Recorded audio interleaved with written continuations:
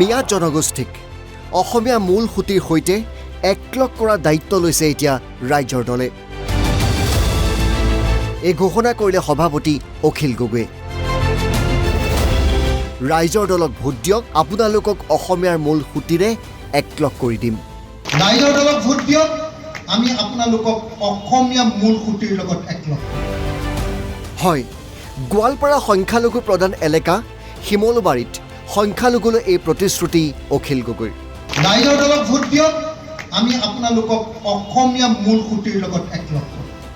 অসমত মুছলমানে কেতিয়াও মুখ্যমন্ত্ৰী গঢ়িব নোৱাৰে। অসমৰ সমস্ত মুছলমান এক হ'লেও নোৱাৰে। অসমৰ মুছলমানৰ হাতত সিমান চিটেই নাই। টাৰ্গেট কৰি আছে বিজেপি আৰু হিমন্ত বিশ্ব শৰ্মাই আপোনালোকৰ মুছলমান সংখ্যালঘু ৰাইজক।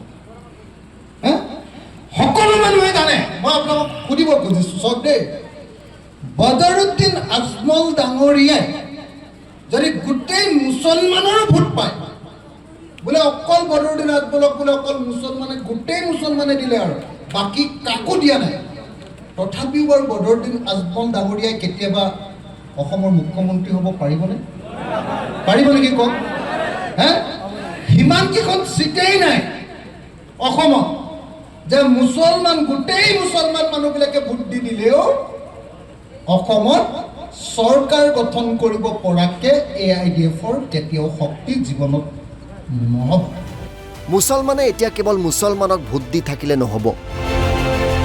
মূল সুঁতিৰ অসমীয়া মানুহক ভোট দিব লাগিব মুছলমানে। অখিল গগৈক মুছলমানে ভোট দিয়ক, অসমীয়া জাতিৰ সৈতে একলগ কৰাব আপোনালোকক ৰাইজৰ দলে। অকল মুছলমান মানুহকেইটা লগ হৈ মুছলমানক ভোট দি থাকিলেও কেতিয়াও নহ'ব। একদম মূল সুঁতিৰ অসমীয়া মানুহক আপোনালোকে ভোট দিব লাগিব। মূল সুঁতিৰ অসমীয়া মানুহ। আজি অখিল গগৈ বুলি ক'লে, আজি ৰাইজৰ দল বুলি ক'লে উজনি অসমত আমাক বাদ দি পৃথিৱীৰ কোনেও চৰকাৰ কৰিব নোৱাৰে।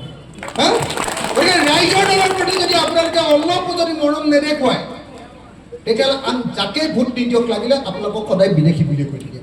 কথাটো বুজিছেনে?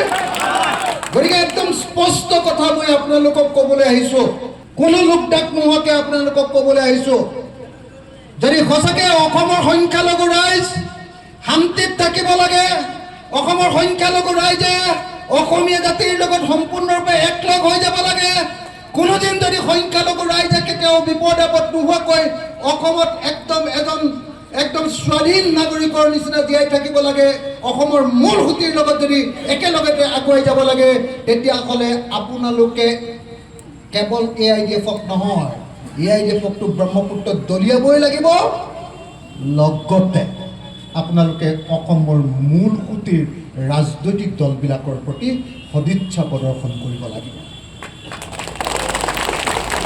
লগে লগে গোৱালপাৰা সংখ্যালঘুৰ মাজত শুনিব পোৱা গ'ল অখিল গগৈ জিন্দাবাদ ধ্বনি। অখিল গগৈ গোৱালপাৰা ধুবুৰী সংখ্যালঘু শ্ৰমিকক নিৰ্বিঘ্নে শিৱসাগৰ ডিব্ৰুগড় আদি অঞ্চলত কাম কৰিব পৰা পৰিৱেশ গঢ়ি তোলাৰো প্ৰতিশ্ৰুতি দিয়ে। গোৱালপাৰাৰ পৰা মিৰ্জুল ইছলাম, NB নিউজ।